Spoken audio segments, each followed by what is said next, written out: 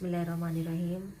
अब हम कर रहे हैं चैप्टर नंबर 36 गाइडन का blood type transfusion tissues and the organ transplantation. ठीक है, तो अगर इसके इंट्रोडक्शन की बात करें ना, तो इसके इंट्रोडक्शन में वो बता रहे हैं कि सब जब पहले ब्लड ट्रांसफ्यूज़ करते थे ना बिना किसी नॉलेज के, मतलब उन्होंने पहले जब एक्सपेरिमेंट किए कि एक पर्सन से दूसरे पर्सन में उन्होंने ब्लड को ट्रांसफ्यूज़ किया, तो उसके नतीजे में क्या हुआ कि भाई उधर ना इमीडिएट और डिले एग्लूटिनेशन होना शुरू होगी, हीमोलाइसिस रेड ब्लड सेल्स की स्टार्ट होना शुरू होगी और टिपिकल ट्रांसफ्यूजन रिएक्शन होना शुरू हो गए, जिसकी वजह से इवेंचुअली डेथ होगी। मतलब सिंपली बात यह है कि उन्होंने बिना कुछ सोचे समझे एक पर्सन का ब्लड दूसरे पर्सन के अंदर जब उन्होंने ट्रांसफ्यूज़ किया, ठीक है, तो उनको पता चला भाई इसका ये तो सीन ही कोई हो रहा है। अगर आप मुकम्मल करके ये है कि भाई कोई ब्लड तो ऐसा है कि उसमें डेथ हो जाती है अगले बंदे की।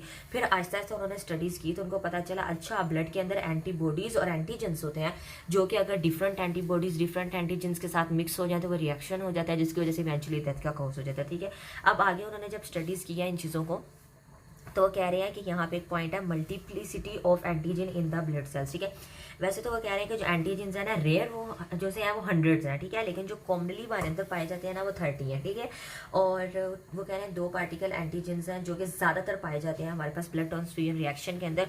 वैसे तो हमें पता है कि ब्लड टाइप बहुत है, लेकिन सबसे ज़्यादा जो पाए जा रहे हैं वो कह रहे हैं कि OAB सिस्टम है और RH सिस्टम है, क्योंकि ये सबसे ज़्यादा इसको स्टडी किया गया या समझा गया। ठीक है, अब सबसे पहले अगर हम लोग OAB सिस्टम को समझें तो इसके अंदर याद रखना है OAB ब्लड ग्रुप सिस्टम के अंदर 2 एंटीजन होते हैं, एक होता है टाइप A और एक टाइप B होता है। ठीक है, और अब जो एंटीजेंस होते हैं ना, एंटीजेंस को यहाँ पे इन्होंने नाम दिया है एग्लूटिनोजेंस का। ठीक है, याद करें हम एंटीजेंस को एग्लूटिनोजेंस कहेंगे और जो एंटीबॉडीज होंगी उनको हम एग्लूटिनिन कहेंगे। ये मैंने आगे फर्दर वो बताते हैं एग्लूटिनिन का, इस वजह से मैंने यहाँ पे बता दिया।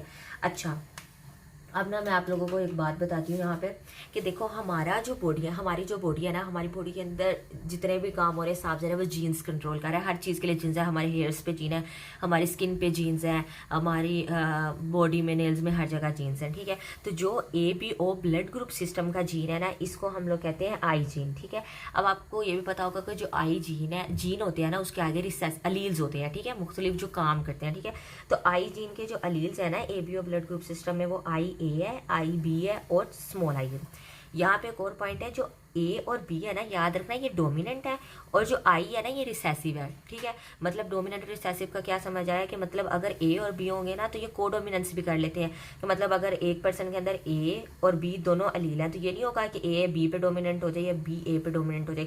ये कहेंगे भाई हम कोडोमिनेंस करेंगे, हम तो दोनों खड़े हैं। ठीक है, लेकिन अगर बेचारा A के साथ I आ जाएगा ना तो जो A है ना वो डोमिनेंट हो जाएगा और जो I बेचारा वो रिसेसिव हो जाएगा और उस बंदे का ब्लड ग्रुप हम कहेंगे A है, हम ये नहीं कहेंगे I है, बल्कि हालांकि इसको तो हम AB कहेंगे। समझ आ गई इस बात की। अच्छा, यहाँ पे एक पॉइंट है कि देखो हमारे पास जो रेड ब्लड सेल्स होते हैं ना उसके सरफेस के ऊपर यूँ एंटीजन प्रेजेंट होते हैं। ठीक है, अब जब उस पर्सन की सरफेस के ऊपर एंटीजन प्रेजेंट होते हैं ना तो जो से अलील्स होते हैं ना ये उनके एंटीजन्स को कोड करता है। ठीक हो गया, अब जो ये अलील्स हैं इनसे हमें पता चलता है कि एक पर्सन का ब्लड ग्रुप कौन सा है। वो कैसे पता चलता है, वो इस तरह से देखो, अगर एक पर्सन के अंदर हमारे पास I और IA अलील है तो वो जो सा उस पर्सन का जीनोटाइप है वो क्या होगा AA। ठीक हो गया, तो उस पर्सन का जो ब्लड ग्रुप है वो क्या होगा A।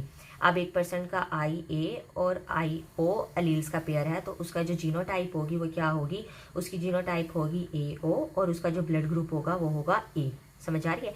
इसी तरह अगर हम लोग बात करें कि IB तो उसकी हमारे पास जीनोटाइप जो सी होगी वो होगी BB और उसका जो ब्लड ग्रुप होगा वो B, और IB और IO जीनोटाइप होगी हमारे पास BO और ब्लड ग्रुप होगा हमारे पास B, और IO की बात करें तो हमारे पास ब्लड ग्रुप होगा ये जीनोटाइप O और ब्लड ग्रुप होगा O, और अगर हमारे पास IA और IB हमारे पास अलील्स का पेयर है तो जीनोटाइप हमारे पास होगा AB और हमारे पास जो ब्लड ग्रुप है वो हमारे पास होगा इसका AB। ओके, अब यहाँ से पता चलेगा कि कितने ब्लड ग्रुप्स हैं। ठीक है, ये देखो 1 ब्लड ग्रुप, 2 ब्लड ग्रुप, 3 और 4, तो टोटल हमारे पास ब्लड ग्रुप कितने हैं, 4। ठीक हो गया, और अगर हम जीनोटाइप्स की बात करें तो जीनोटाइप कितनी है, 1 2 3 4 5 6, तो टोटल हमारे पास 6 हैं जीनोटाइप। ओके, और ब्लड ग्रुप कितने हैं, 4। ठीक है, अब हम लोग नेक्स्ट पॉइंट पे आते हैं। नेक्स्ट पॉइंट पे वो ये सारा इस वाले सारे पार्ट में उन्होंने अलील्स के बारे में जो मैंने आपको बताया और ब्लड ग्रुप के बारे में बताया। अच्छा, अब यहाँ पे वो कह रहे हैं कि डिफरेंट फ्रीक्वेंसीज जो सी मतलब किस हद तक पाई जाती है और क्या, तो वो बात करें तो हमारे पास जो ओ है सबसे ज़्यादा ओ की है, ओ की 47 और ए की 41%, बी हमारे पास 9, जो ए बी है वो हमारे पास 3%। ठीक है। अच्छा, यहाँ पे वो बात एक इम्पोर्टेंट अब बात यहाँ पे ये भी है कि देखो आप कि अगर एक पर्सन है, ठीक है, एक पर्सन है, उसका जो ब्लड ग्रुप है वो ए है, ठीक है, अब उस पर्सन के अंदर जो एंटीजन होगा, ठीक है, उस पर्सन के अंदर एंटीजन क्या होगा, उस पर्सन के अंदर ऑब्वियस बात है उस पर्सन के अंदर एंटीजन भी ए होगा, लेकिन उस पर्सन के अंदर जो एंटीबॉडी होगा वो कौन सा होगा, एंटी बी। मतलब आपने याद रखना है उसके ऑपोजिट। इसी तरह अगर किसी पर्सन के अंदर आपका ब्लड ग्रुप बी है तो उसके अंदर जो एंटीजन होंगे वो बी होंगे, लेकिन एंटीबॉडी क्या होगी, एंटी ए। ओके, इसी तरह अगर किसी का ओ है तो उसके अंदर both A and be present होंगे एंटीबॉडीज, और अगर किसी पर्सन का ब्लड ग्रुप ए बी है तो उसके अंदर नाइदर ना ए होगा एंटीबॉडी ना बी एंटीबॉडी प्रेजेंट होगा। समझ आइए इस बात की। देखो ठीक है, अब इस यहाँ पे ना इस पैराग्राफ में सारा उन्होंने ये बात किया है कि मतलब, और यहाँ पे एंटीबॉडीज को इन्होंने एक स्पेसिफिक नाम दिया, जैसे मैंने आपको पहले बताया था एग्लूटिनिन। ठीक है, अगर एक पर्सन के अंदर ब्लड ग्रुप उसका ए है, ठीक है, ए एग्लूटिनोजन है, ठीक है, एक बंदे के अंदर, तो उसके अंदर जो एंटीबॉडी होगी वो क्या होगी, एंटी बी एंड एग्लूटिनिन। समझ आइए इस बात की, एग्लूटिनिन हम एंटीबॉडी को कहते हैं। अगर ब्लड ग्रुप ए है तो एंटी बी एग्लूटिनिन होगी, अगर ब्लड ग्रुप बी है तो एंटी ए एग्लूटिनिन होगी। ठीक है, और अगर हमारे पास ब्लड ग्रुप ओ है तो दोनों anti A anti B agglutinin होगी, और अगर ब्लड ग्रुप हमारे पास ए बी है तो ना एग्लूटिनिन ए होगी ना एग्लूटिनिन बी होगी। ठीक है, अब यहाँ पे नेक्स्ट पॉइंट हमारे पास है titre of agglutinin at the different ages. ठीक है, टाइटर आप समझ लें ये कंसंट्रेशन की बात कर रहे हैं। ठीक है, वही बात कर रहे हैं, ये बात आपने याद रखनी है कि जब एक पर्सन की बर्थ होती है तो उसके अंदर एग्लूटिनिन्स नहीं होते। ठीक है, ये तो 2 to 8 मंथ के बाद आहिस्ता आहिस्ता एग्लूटिनिन की प्रोडक्शन स्टार्ट होनी होती है, और आपको पता है जब भी एक चीज़ की प्रोडक्शन स्टार्ट होती है तो एक मैक्सिमम पॉइंट तक रीच करती है, उसके बाद वो गिर जाती है। ठीक है, कम होना शुरू होती है, तो तकरीबन 8 से 10 साल की एज तक जो सी है ये बढ़ती रहती है इसकी कंसनट्रेशन, और आहिस्ता आहिस्ता फिर कम हो जाती है। ठीक है, अब वो कह रहे हैं कि भाई एंटीबॉडी का ओरिजिन कैसे हुआ, कि मतलब ठीक है एक बंदे के अंदर ब्लड ग्रुप ए है, उसके अंदर एंटीजन ए है, तो एंटीबॉडी बी किस तरह से आ गया। ठीक है, ये पॉइंट अराइज हो रहा है। यहाँ पे एक आपने बात याद रखनी है कि सबसे पहले तो यहाँ पे ये चीज़ वो कह रहे हैं कि जो एग्लूटिनिन है ना, मतलब जो एग्लूटिनिन की बात कर रहे हैं, एंटीबॉडीज़ की बात कर रहे हैं, वो हमें पता है कि वो गैमा ग्लोबुलिन होती है एंटीबॉडीज़, और उसी तरह वो बोन मैरो से बनती है और वो सारा। और जो ए बी ओ ब्लड के अंदर अगर हम लोग बात करें, मैंने बताया था ना कि एंटीबॉडीज़ की 5 टाइप होती हैं, IgE, IgG और इस तरह करके 5। तो जो ब्लड ए बी ओ के अंदर मोस्टली एंटीबॉडीज़ होती है ना, वो कौन सी होती हैं, IgM और IgG। ठीक हो गया। अच्छा, अब जो मैंने सवाल किया था पहले, किया था क्वेश्चन जो अराइज हुआ था, उसी को दोबारा बताते हैं कि भाई क्यों ए, अगर बंदे का जो ब्लड ग्रुप है वो ए है तो एंटीबॉडी बी क्यों प्रोड्यूस हुई है, क्यों। ये इस तरह से देखो, अगर हम खाते हैं कुछ, अक्सर ऐसी डाइट ले लेते हैं जिसके अंदर एंटी बी प्रेजेंट। ठीक है, इंसान का फॉर एग्जाम्पल एक पर्सन है, उसका ब्लड ग्रुप है ए, ठीक है, लेकिन उसने कुछ ऐसी चीज़ खा ली है जो जिसके अंदर हमारे पास एंटी बी था। ठीक हो गया, अब वो हमारी बॉडी के अंदर जब मतलब कि A antigen sorry blood group A है, एंटीजन ए है, ठीक है, ऊपर से उसने खाया तो बी एंटीजन आ गया। जब उसके अंदर बी एंटीजन आ गया तो साफ जरा उस एंटीजन के खिलाफ काम करने के लिए जो वो उस पर्सन का इम्यून सिस्टम है वो क्या बनाएगा, वो एंटीबॉडीज बनाएगा। कौन सी एंटीबॉडीज, साफ जरा बी एंटीजन आया तो बी एंटीबॉडीज ही बनाएगा। इस वजह से कि जो अगर एक पर्सन के अंदर जो ब्लड होता है ए है तो उसका डिफरेंट एंटीबॉडी बनेगा, बी है तो उससे उसका ऑपोजिट बनेगा, मतलब ए बनेगा।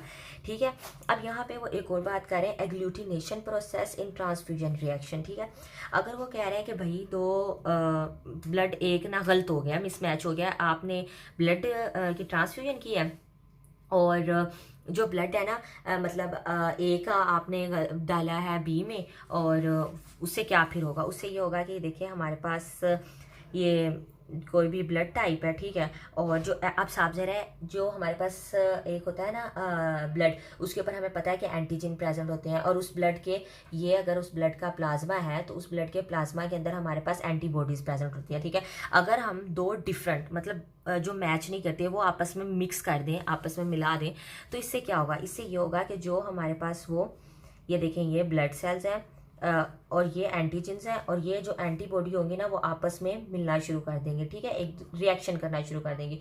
और आपको पता है कि एक जो एंटीबॉडी होती है उसकी डिफरेंट बाइंडिंग साइट्स होती हैं, ठीक है, मोस्टली 2 होती हैं, लेकिन अप टू कहते हैं 10 भी होती हैं। जैसे मैंने आपको पहले बताया था IgM की जो है अप टू 10 बाइंडिंग साइट्स होती हैं। तो वो जल्दी जल्दी रिएक्शन करना शुरू कर देंगी और एक क्लम्प सा बन जाएगा और जो ब्लड की ना एग्लूटिनेशन वहाँ पे स्टार्ट हो जाएगी, ठीक है। आई होप आपको ये पॉइंट समझ आ गया होगा, ठीक है। जिससे क्या होगा कि हीमोलाइसिस रेड ब्लड सेल्स की स्टार्ट होना शुरू हो जाएगी अगर ट्रांसफ्यूजन जो है हमारे पास मिसमैच हो जाएगा, ठीक है। आगे वो कह रहे हैं कि acute haemolysis occur in some transfusion reaction, ठीक है। वो कह रहे हैं कि sometimes when recipient and the donor blood are mismatch immediate haemolysis of the red blood cells occur in the circulatory system. वो कह रहे हैं पता चल गया कि भाई मिसमैच है तो इमीडिएट हीमोलाइसिस स्टार्ट होने शुरू हो जाती है। पर कई जगहों पे ऐसा होता है कि जो सा कॉम्प्लेक्स सिस्टम हम लोगों ने पढ़ा था ना, वो कॉम्प्लेक्स सिस्टम एक्टिवेट हो जाता है कि भाई ये तो गलत काम हो गया, वो फिर सारी एंटीबॉडीज उसके खिलाफ एंटीबॉडीज बनना शुरू हो जाती है और इस तरह का। और ये बात आप लोगों ने याद रखनी है कि जो इमीडिएट इंट्रावेस्कुलर हीमोलाइसिस है ना वो कम होती है बनिस्बत हमारे पास जो है डिलेड हीमोलाइसिस, ठीक है। बाद में साफ जाहिर है अगर पूरी तैयारी के साथ बाद में काम होगा तो ज्यादा खून खराबा होगा ना। स्टार्टिंग में ही अगर मतलब जो मिसमैच है और उन्होंने लड़ाई शड़ाई की तो वो तो इतना नहीं काम होगा, लेकिन वो फुल तैयारी से कि भाई ये तो गलत हो गया तो वो सारा अपनी तैयारी स्टार्ट करना शुरू कर देंगे, एंटीबॉडीज बनाना शुरू कर देंगे, ठीक है। अब आगे हमारे पास जो है, और याद रखना है कि ज़्यादातर जो हीमोलाइसिस होती है वो हमारे पास IgM एंटीबॉडीज़ के थ्रू होती है, जिस वजह से हम लोग इसको हमने नाम दिया हुआ है हीमोलाइज। अगला पॉइंट वो ये कह रहे हैं कि ब्लड टाइपिंग क्या होती है, ठीक है। साफ ज़ाहिर है हमें पता चल गया कि अगर हम डिफरेंट ब्लड एक पर्सन से दूसरे पर्सन में करते हैं तो उससे रिएक्शन होना शुरू हो जाते हैं, ग्लूटिनेशन रिएक्शन हो जाते हैं, जिस वजह से इवेंचुअली डेथ हो जाती है। तो इस वजह से भाई बेहतर है कि आप पहले चेक कर लो इस किस तरह चेक करते हैं, ठीक है। पॉइंट यहाँ पे है कि किस तरह चेक करते हैं। इस तरह चेक करते हैं कि ये हम लोगों ने क्या करना है कि 2 जार्स लेने हैं, ठीक है।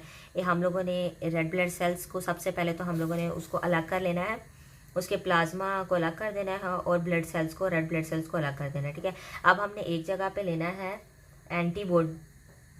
एंटीबॉडीज़ हम लोगों ने एक जगह पे लेनी है A और एक जगह पे हम लोग ले लेंगे एंटीबॉडी B, ठीक है, एक जार में, ठीक है। अब हम क्या करेंगे, हम जो रेड ब्लड सेल्स हैं उनको इन दोनों के अंदर डालेंगे, ठीक है। फिर हम देखेंगे कि भाई रिएक्शन कौन सा शो करता है। अगर एंटी A रिएक्शन करेगा, एंटी B रिएक्शन करेगा, उस लिहाज से जो रिएक्शन करेगा वो वाला ब्लड हम अंदर नहीं डालेंगे और जो रिएक्शन नहीं करेगा हम लोग वो वाला ब्लड डाल देंगे। मतलब इस तरह पहले हम एक पर्सन का थोड़ा सा ब्लड लिया, ठीक है, और दूसरे पर्सन का ब्लड लिया, ठीक है। उनको हम लोग फिर अलग अलग सबसे पहले प्लाज्मा जो सीरम्स वगैरह होते हैं उनको हम निकाल के रेड ब्लड सेल्स को निकाल के फिर रेड ब्लड सेल्स को डिफरेंट एंटीजेंस के साथ एंटीबॉडीज़ के साथ एक्सपोज करके देखते हैं कि भाई रिएक्शन होता है या नहीं होता। जिसका रिएक्शन नहीं होगा मतलब वो ठीक है, और जिसका रिएक्शन हो जाएगा मतलब वो खराब खत्म, ठीक है।